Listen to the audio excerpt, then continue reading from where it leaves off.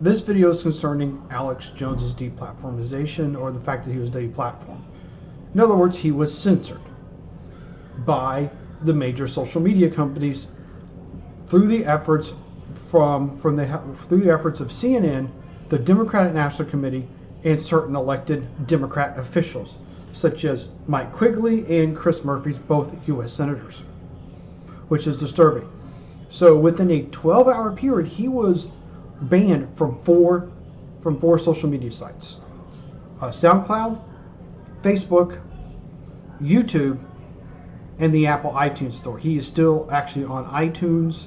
Excuse me, I mean not iTunes. Sorry, I got that wrong.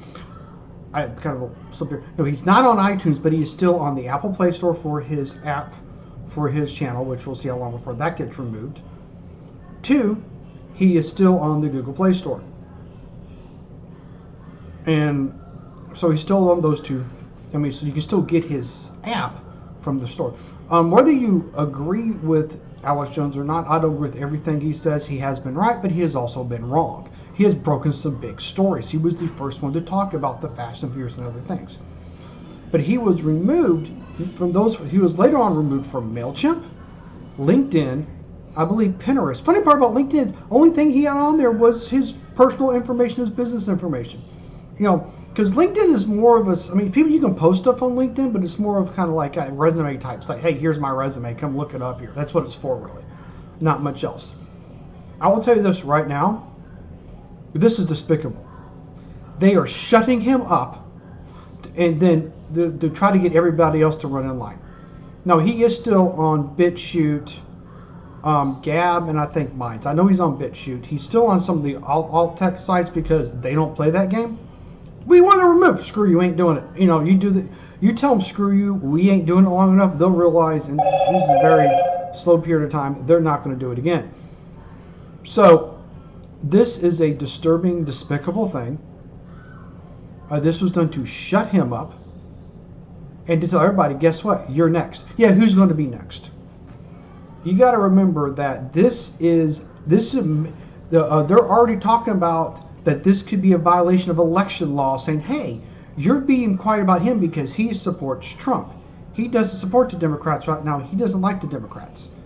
So you're doing this to help the Democrats in an election. This removing him could be some form of a monetary value that you're giving them so that they can shut something weird like that, something to do with the election law. It's one of those really obscure things that may not be able to get with. But also, what you're talking about is a violation of the First and Ninth Amendments of the Constitution of the United States. First Amendment pretty much says the freedom of the press, which he is doing press, he is saying news, so some of it may not be as good as he thinks. He also has grievances. He therefore has grievances against the government, which he is doing. And he also is a Christian, so he talks about his faith. All three of those. But there's also the Ninth Amendment, where stuff that kind of really doesn't fall under the First Amendment specifically. Because, like, if I'm doing a video about something that's not political, that's not news, it really is First Amendment, but it can also be covered under the Ninth Amendment, which is those rights that are not given to the federal government or states are therefore retained by the people, which is the freedom to speak your mind, speak your opinion. Because the news is you report facts. To air a grievance is that you say, hey, I have a problem with this, this is my problem. To do religion, well, that's covered on the free practice. You're allowed to practice the religion of your choice. The Ninth Amendment technically would cover stuff that isn't covered under that, such as opinion pieces. Like, hey, here is documentaries, you're actually doing history, so is it really news? So, I mean, yeah, I'm kind of, nitpicking here, but I'm not a lawyer, so some lawyer can probably rip me apart on this, but still, I always use the Ninth Amendment because what you may not think is First Amendment definitely would be Ninth. So this is definitely a First and Ninth Amendment violation of the Constitution, because he has a Ninth Amendment right to use what platform he wants to without the government interfering. Like I said, these two elected officials who are Democrats, they are U.S. senators. Mike Quigley from Illinois and Chris Murphy from Connecticut. Yes, I have it written down on a 3x5 card. So, and these guys have flat out violated the Constitution, in my opinion. They have pressured these companies publicly. They've said, you need to go. You need to get rid of him. The only people who have not done this is Twitter. Now, I think because Twitter, number one, they're getting a lot of flack for for their shadow banning and other stuff like that, and they know they're in enough trouble as it is. Also, I think they must have a lawyer there going, don't do this, because right now you have an elected official telling you to do this. Also, CNN's doing it too because it's their competition. So, yeah, because CNN does put stuff on YouTube. No one watches it that I know of. I don't even know how many followers there are. I think Alex Jones has more followers than CNN. Or did. And, well, this is where they get in trouble too. And I'm telling you, oh, your competition doesn't want you here. We're getting rid of you. That's called collusion. But they're colluding with CNN, the DNC, elected officials, and anybody who is not right of Chairman Mao. Okay, this is horrendous. This is horrible, and I'm telling you, they're going to do the. I believe right now he's talking to a lawyer, and a good lawyer tell him, listen, based on what we have here, we actually have this on news of elected officials pushing that you be banned from the internet is enough for us to sue them for colluding with an elected official in the government to throw you out. In my opinion, I'm not a lawyer. I actually have an IT degree. My dad was a lawyer, but he really didn't teach anything about law. But I do believe that they have a lawsuit, a grounds for a lawsuit.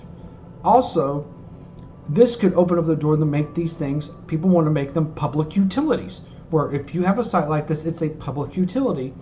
Right now, they're already protected from being sued over this because they let everybody on there. Now that they're policing this stuff, we're not talking about like getting rid of like horrible things like child porn or someone filming like, you know, really bad, horrible crimes and trying, you know, they're not even sometimes they're not even purging ISIS videos or like terrorist recruitment videos. But you can sit there and say anything bad about a white person you want, but the minute you say something bad about someone other than white, they'll get rid of you. There's a double standard, and they're going to get called on it in court. I'm going to tell you this right now. They're playing with fire. Because also there's an election coming up.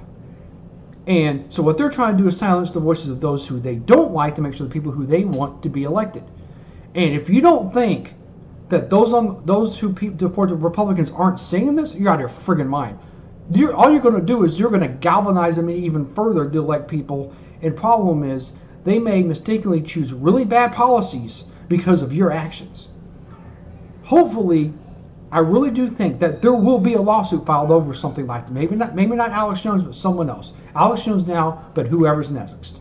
And when they do, they're going to get you. There's going to be a fight, because especially if this person says, no, I don't want to settle out of court. I want this in the courtroom. I want them to answer this in a courtroom, because I want this on permanent record why they really did this. And when they can't answer the question, when they sit there and get caught lying, or when they say it's a violation and they don't, and you can show where there's other stuff that's violating their policies, that they're just picking and choosing who they like, well, and they're going to try to use the word hate speech. And I believe that some courts don't recognize hate speech. It's hate speech because hate is subjective. Not to mention, hate is an emotion. So I tell you this right now, this is despicable. And I really do believe they're going to do, this is going, either government's going to get involved and just screw things up, or they're going to get sued, and then all this stuff's going to come out in the courtroom, and they're going to get, what could also happen is that some of their stockholders are going to go, what the F are you doing? You're destroying this platform. You have certain fiduciary responsibilities and you're violating them. We're going to go after you. And then in the courtroom, they're going to have to answer, because now on a civil trial, they're going to have to answer about violation of their fiduciary responsibilities.